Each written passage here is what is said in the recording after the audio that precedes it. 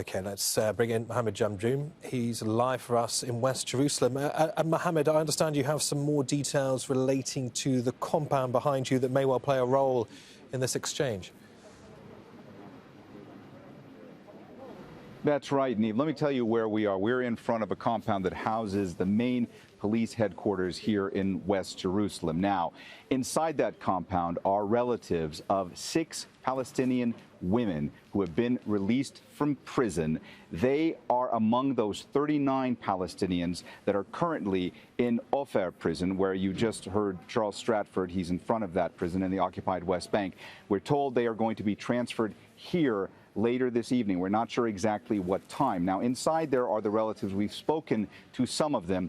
They are trying to find out what the next steps will be when it comes to their relatives who are going to be released. As I said, these are 6 women. Among the convictions that they have had among them are incitement on social media, as well as attempted stabbings and attempted ramming attacks. They also have their legal representation there. Now, what we've heard from the families of these 6 women is that they are extremely concerned at this hour about what is going to happen. They don't want to talk publicly to the media yet. They're not sure that they can. And the reason they are so worried is because of the fact that these women are from occupied East Jerusalem. And that means that they fall under the jurisdiction of the National Security Minister. That is the far right-wing National Security Minister, Itamar Ben-Gvir. Just yesterday, he had said that he will not allow any celebrations by Palestinians in any area where his police force has jurisdiction. So occupied East Jerusalem would fall under that. And that is one of the reasons why these people are so concerned. Now, we've heard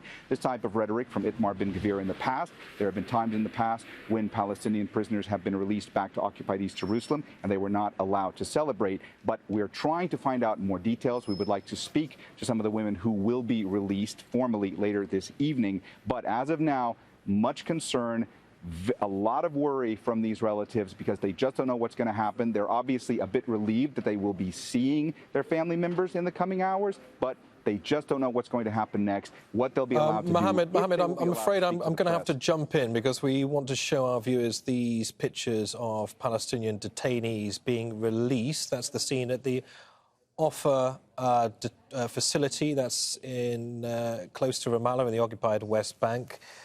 We're talking about 39 women and youngsters, teenagers, to be released as a part of this ongoing exchange.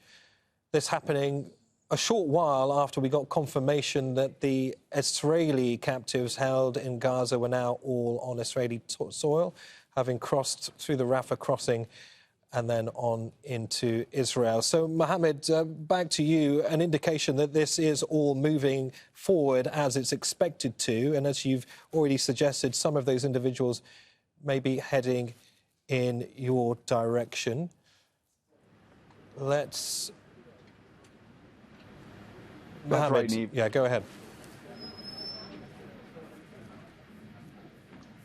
Just saying that, yes, we are expecting them to be arriving within the next hour or two. That's what we've heard from the relatives. They don't know the precise time. Obviously, they are relieved that they will be seeing their relatives later this evening. But again, as I mentioned before, they are very concerned about what the next steps are. They just don't know what exactly the conditions will be for the release yet. That's why their legal representation is also with those family members inside this compound behind us, which houses the police headquarters in West Jerusalem. Now, obviously, you see a security presence here. It seems to be more stepped up in the last few minutes, and we expect that as those detainees who have now been released start getting closer, we will probably see more security because they want to keep this area cordoned off. All right, Mohammed, unfortunately, we have to correct what we've just seen. Obviously, this is a fast-moving situation, lots of images coming in from different places as this exchange grinds forward. What we're actually looking at are scenes of Israeli captives